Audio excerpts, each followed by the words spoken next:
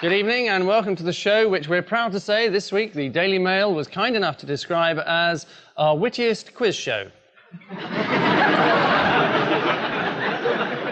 In the news this week, many thanks to them, at Tokyo's largest publishing house, the man translating War and Peace into Japanese accidentally presses the delete button.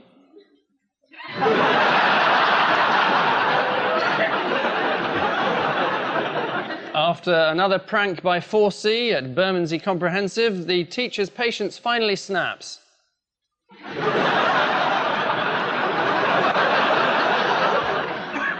And in Lincoln's Inn, a top barrister regrets his colleague's decision to have the 3-bean salad for lunch.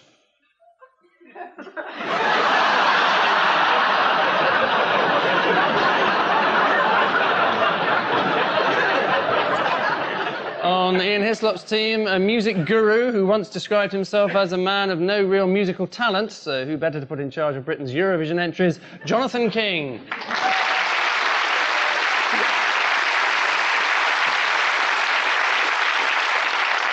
And with Paul Merton tonight, a man whose job it is to hang around Downing Street waiting to find out what's happening, an idea he got from the last Prime Minister, John Sargent.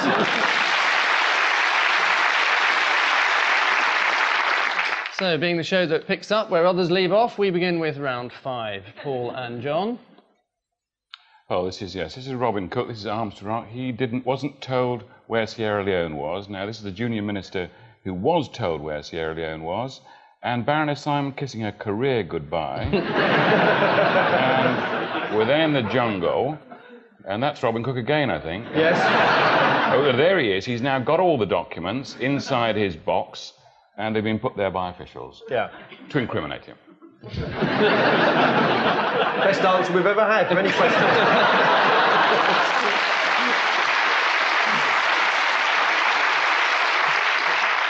So, Robin Cook, completely innocent on this one. Totally innocent. He's a very wonderful person. And throughout the show, I'll be saying this about all government ministers. Right. Why do they call it sandline? Why do they call it sandline? Because it was a line in the sand. Oh. They went as far as they could. And this will come out in the weeks ahead. I'm giving you that free. I'm looking forward to the film. You know, you've heard of the film called Out of Africa. This is going to be called Into Africa. I gather Tom Cruise is going to play Robin Cook. I think when you think of Robin Cook, you think Kenneth Branagh. But then, would he get the laughs? Do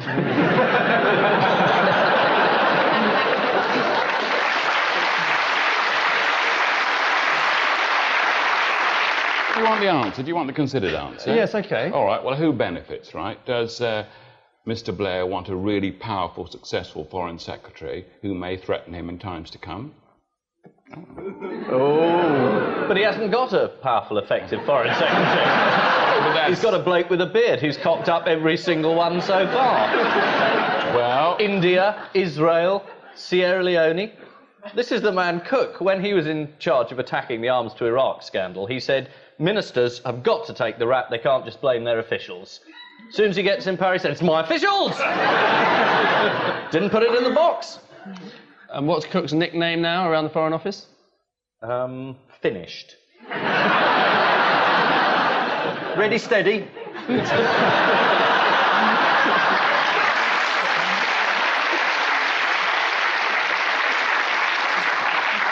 The scandal has several echoes of the Conservative government's problems with arms to Iraq and the Scott report. The first sign of trouble was spotted by Customs and Excise, then as now. A government minister admitted to misleading fellow MPs, then as now. And Robin Cook's performance was described as masterly, then. Ian and Jonathan. Ah. That's not Robin Cook, is it? Sorry. No, that's Michael Barrymore looking for the toilet. That's the wonderful Imani, our British entry for Eurovision. And that is the one that won Eurovision. The lovely Dana International, who's not entirely there. When I saw her in rehearsals, I thought she might have had a bit of her charisma snipped off, but actually it went over very well. Are you still involved in Eurovision at all? I Sounds sort of like am, it. yes, I'm afraid, yes. I'm Right. helping get the So British you one chose through. that song, I chose the British song, yes. which was Right. second. It was, yes. Were you disappointed? Not really, no. I put 20 quid on the Israeli one at 20 to 1. I'm really glad Paul obviously loved every moment. Yes. No, I was interested in whether you had... I was interested in whether you had anything to do with the organisation, because it struck me that Israel... How did Pearl Carr and Teddy Johnson do? Because I noticed that the winner didn't seem to... Well, which continent would you describe Israel as being in? Well, I believe it's in the EBU, which is the European Broadcasting Union, and had been. This contest is now 43 years old. So a long time ago, it was quite hard to get anyone to enter, and I think they were quite grateful for anything they could get. But what about Switzerland? I mean, they're nil point. Yes, Right in the middle of Europe, nothing. That's a warning, isn't it? That's a warning. Did you notice that, Paul? No, I would have done if I'd been watching. No, right. I'm rather disturbed to discover that the BBC senior political advisor knows more about Eurovision than he does about Sandline. About the same, I thought. We're told we have to do Eurovision first, you know. We're going after the big audience now. Yes. Dumbing up, we call it. It is...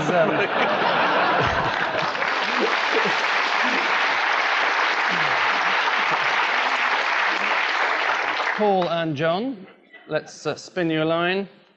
Smile, your check's in the post. What's that about? Hello magazine celebrating... Might be. Is it? Yeah. After intense interrogation, I wheedled it out of you. I fell for your This cunning. is why you ruse. weren't fighting in the war, isn't it? Falling behind enemy lines. Yeah. And what's the headline got to do with hello? Well, you know, people come here, you invite them round your house smiling, and they pay you money to say, you know, we're very, very happy. Oh, yes. Have you been approached at all by Hello magazine? All the time. Almost every bit of my life they want a photograph. No, I didn't think you had. I've been approached by the Undertaker's Gazette Goodbye magazine.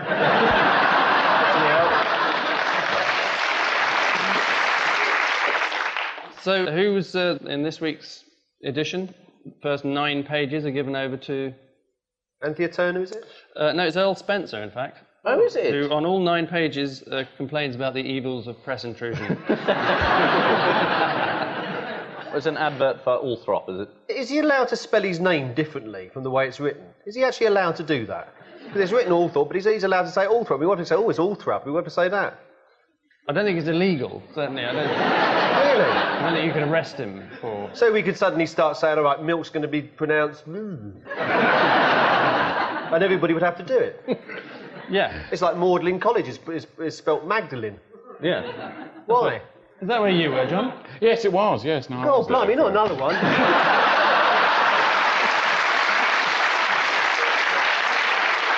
The number of shows I do, I never meet anybody from my old school. I wonder why that is. Which school was that? Wimbledon College. Pronounced Wurbler. It is Magdalen in Cambridge, isn't it? It is. It's got an E on it in Cambridge. Jonathan, did you go to Cambridge University? Yes, I went to Trinity. Easily pronounced. Yeah, good. But easily forgotten, also. Which is the older university? Is it Oh, I think Cambridge God, it is, turned into a chat show. Like being on Parky. We're in danger of this slipping into a form of redundancy, even unknown in this programme. Well, yeah, you were picking words out of thin air there. You managed to construct a sentence out of them, beyond me. You stumbled for a minute there, didn't you? Quite a lot longer than a minute, but there we are. Yes, can I drag it back to the answer? Or I do don't want know, to can keep you? talking about Oxford? I can't help but feel that I should be serving the drinks or something. Yeah, well, I can't disagree. And finally, Ian and Jonathan. Earth moves for India. Oh, this is an easy one. This is all to do with the nuclear bomb and all the rest of it. I think there was a huge explosion, and after they discovered it wasn't the sewage that had all been going down from spicy foods and curries, they realised it was a nuclear bomb.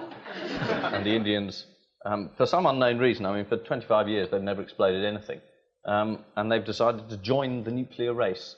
So they've exploded a load of bombs. And Pakistan have said, we'll do the same. And it's Third World War time. But luckily, this story was just under an enormous picture of Liz Hurley's knickers. So the fact that we're all going to die, you can cheer up because there's spangly knickers. Well, it's a comfort.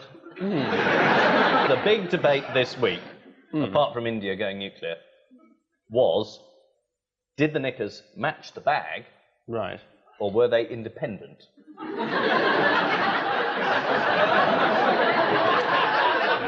Sometimes I feel I'm the only person reading serious newspapers. Now, at Westminster, when we were considering this matter,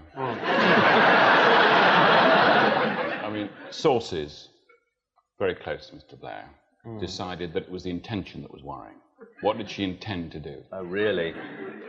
Now, my own view, Is this the BBC's view? yes, was that she was up to no good. She said when questioned, I only did it because I was happy. So there we are. Really? That's a saga, isn't it? Yes.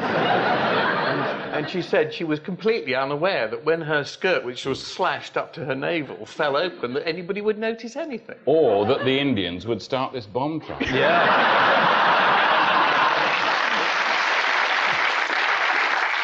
So you don't know why it's pronounced Magdalene? You went to university for 3 years and you never asked. Never once occurred to you. Well, it's Mary Magdalene, but the college at Oxford is known as Magdalene. I presume usage over the years has changed the pronunciation. Well, a lot of thick people going there who couldn't read it. Oh, Magdalene, can't say Magdalene. No, Magdalene. It's quite difficult on the mouth. Well, that's the only place it would be difficult, isn't it? Unless you're a ventriloquist. Yes. A ventriloquist.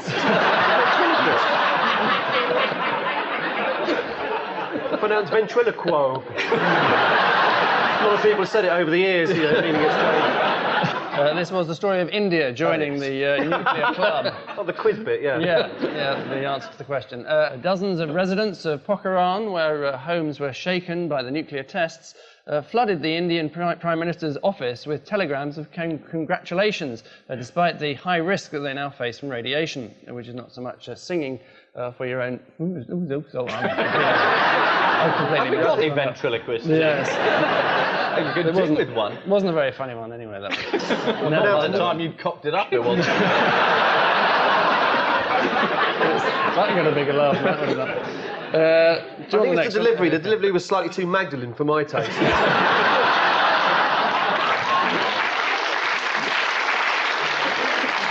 So at the end of that first round, both sides have the kind of score that Swiss Eurovision entries can only dream about, each having 4 points.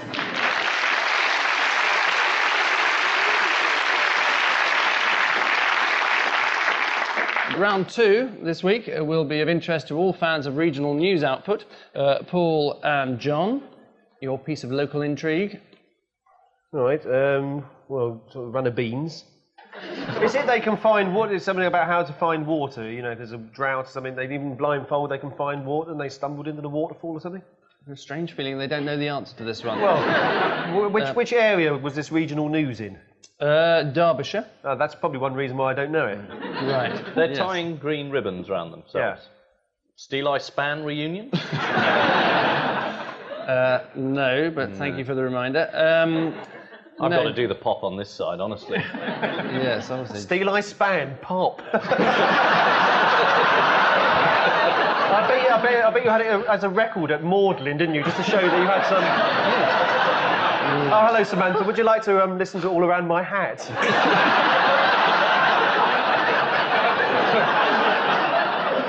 Ali Borange, my dear.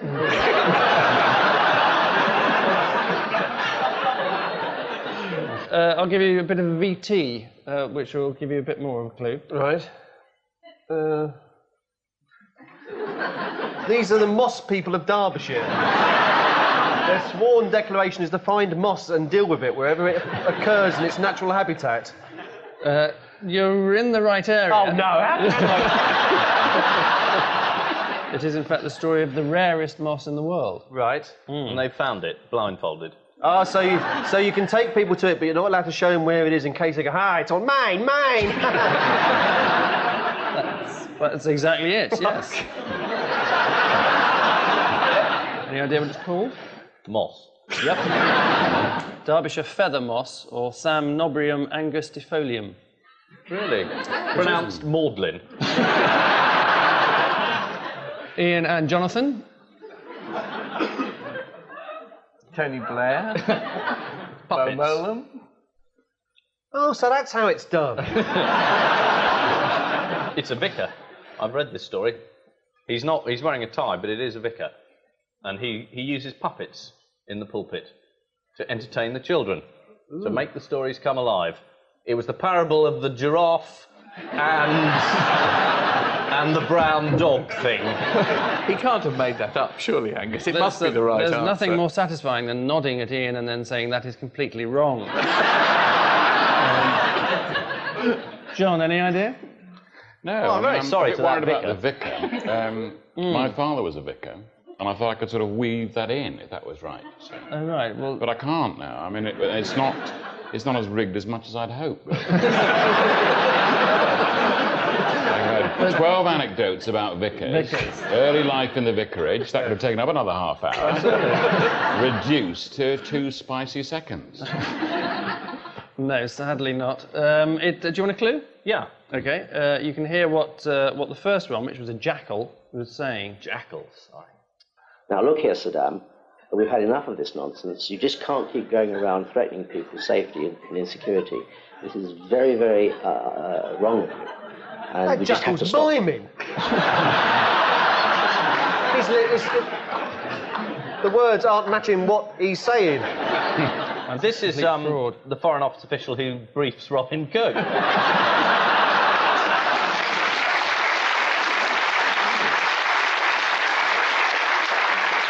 It's not a million miles from the truth, I have to say. He's from the Foreign Office, but he's not a vicar. It's Mr. Leonard Daniels from Kent, who uses glove puppets to demonstrate different methods of negotiation. Mr. Daniels advised UN Secretary-General Kofi Annan to adopt the manner of a giraffe when he went into negotiations with Saddam Hussein, i.e. be non-aggressive, patient, and only eat leaves from the very tops of trees. Which covert operations mean at this midway stage that neither team seems to know the meaning of the word lead, sharing as they are 5 points each.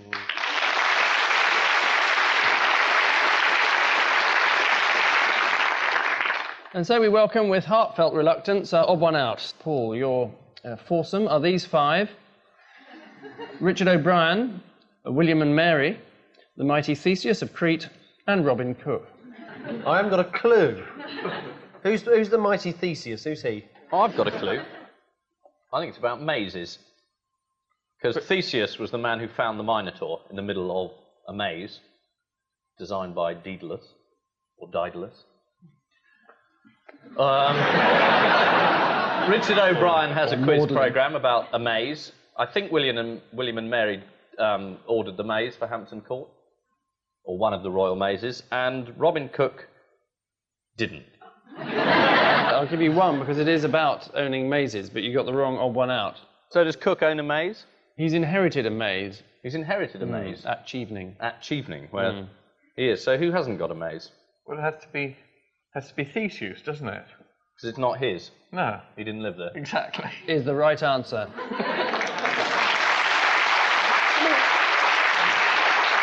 You say it's the right answer. I've got no idea what you're talking about. I mean, this guy with the Minotaur, it's the first time I've heard about that. When did that happen?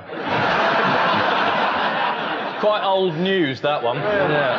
Yeah, so the answer is that they've all had their own maze, except Theseus, who obviously solved the Who up to mystery. now I'd never heard of. Right. He was the king of Aegeus. Oh, Aegeus! There's something about Aegean stables, isn't there? Those are the Augean stables. Augean. Yeah. Oh, I don't know, with these people, you just change the meanings of words. Oh, no, it's not stables, it's just stablers. Theseus is famed for escaping from... He's not famed to me, I've never heard of him. He might be famed to you. You might have been talking about nothing else but for 3 years, but I've never heard of him. John, stop sitting there pretending you've never heard of any of this. No, we didn't do this at Magdalen. No, we did other things. We did all sorts of exciting things. We only had 3 years, but we didn't do this. Well, listen up.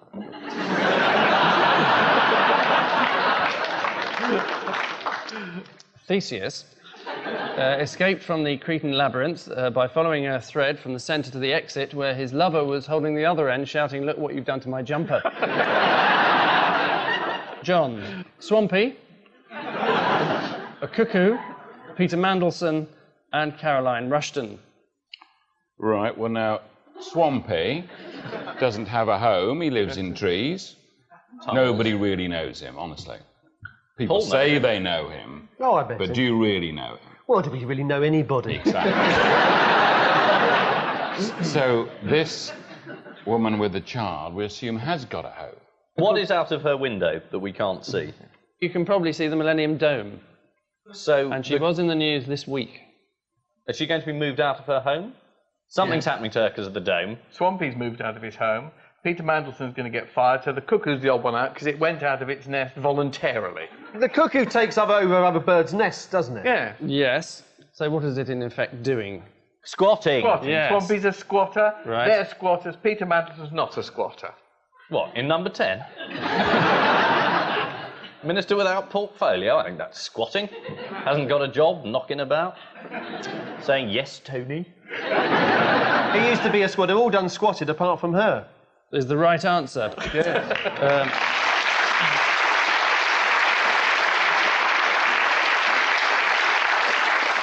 Caroline Rushton is currently fighting eviction from her Victorian terraced house in the middle of the Millennium Dome site, although ministers are now considering letting her stay there so that the Millennium Park has at least one visitor. When he was a sixth former, Peter Mandelson squatted in a North London building to turn it into a youth club. It's not known whether Mandelson is to bring his experience running a youth club to the Millennium Park, but early plans show that the dome will contain one table tennis table, an old Bush record player, and a group of spotty boys mumbling, "You ask her." Jonathan. Alan McGee, Jonathan King, Esther Ranson, and Officer Marcelo Rodriguez of LAPD. Definitely one of my more attractive modes, that, I think. The makeup ran slightly. Is it being invited to number 10? Because Alan McGee was invited to one of those Cool Britannia parties in that 5 minutes when Britannia was cool. Jonathan King was, for years, the only Conservative in the pop industry. So you went to number 10, Yes, didn't you? I did, yes. I met Mrs. Thatcher there. And what did you say to her? Well, I asked her if she would, asked her what her favourite songs were, because we were filming for the Brits. And she said a couple of songs, and then she said, "How much is that doggy in the window?" And I thought, she's going to do it. She's going to sing it. And sure enough, she did. How much is that? And I thought, I'm getting this on film. I'm going to be able to use this. It's my proudest moment in my life so far, actually. She's a big mate of yours, isn't she, John? Yes, we've always been close.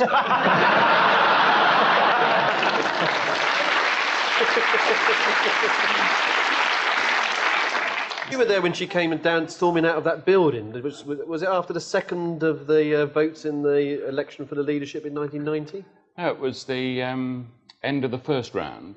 Yes, we've got it coming up, I'm afraid. Oh, have you? Consultations, backwards and forwards to London. Now, the Prime Minister is behind you, John. Prime Minister, Mrs. Thatcher, could I ask you to comment? Good evening. Good evening, Where's the gentlemen. mic? It's here. I'm naturally very pleased that I got more than half the parliamentary party. What the hell is that shot? 15% What have they done in Paris? Of Mr. Heseltine. I think it's about 14.6%. So it means we have to go for a second ballot. It's a very badly edited version of that. I discussed with her what the position was. She then explained at length. John, she said. All that. It's been cruelly distorted for purposes of light entertainment. I came over looking silly there.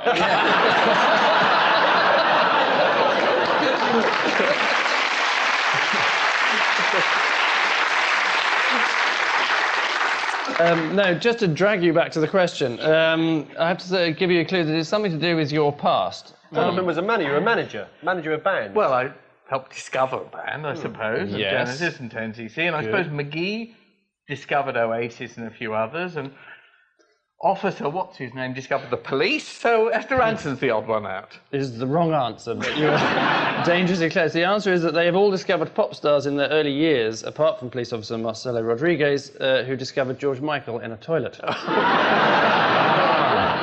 So, who was the pop star that Esther discovered? Oh, Sheena Easton. Oh, Exactly. Yes, on the big time. The big time, yes. George Michael was very lucky not to be sent to prison under the state of California's tough new crime policy, 3 strokes and you're out. The most bizarre and unforeseen twist in the George Michael scandal is that Andrew Ridgeley has now ended up being the least embarrassing one in Wham.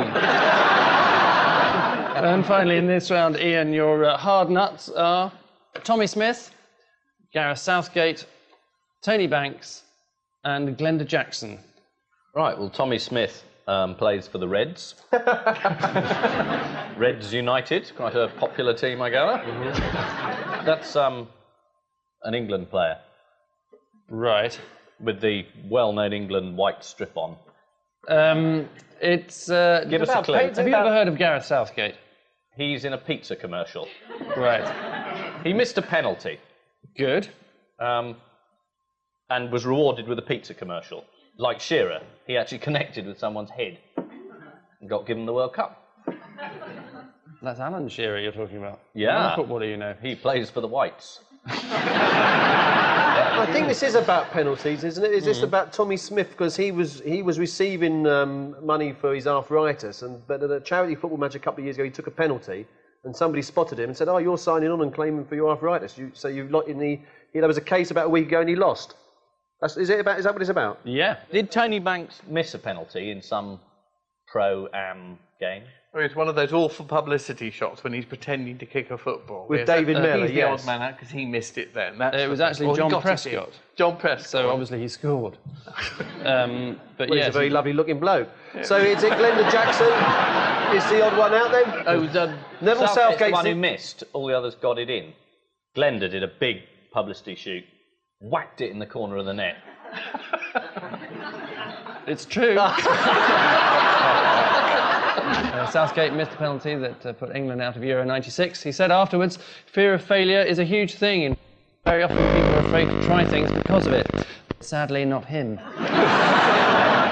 All of which stonewalling renders tonight's bodge job complete, and the damage is that this week's gruesome twosome are Paul and John with 10, while this week's dynamic duo are Ian and Jonathan with 11.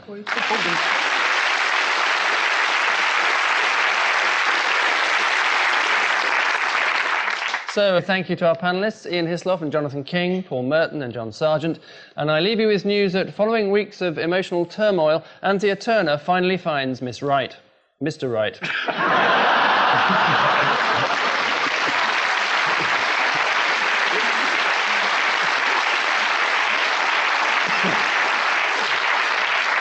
Only kidding, Anthea. In Hollywood, the word gets out that Disney are auditioning for Donald Duck the movie.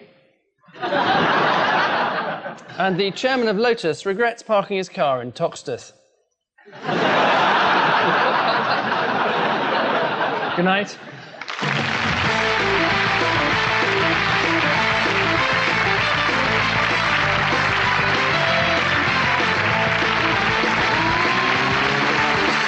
Smashing Pumpkins, Mick Hucknall, Tricky and PJ Harvey. How does he manage to squeeze them all in?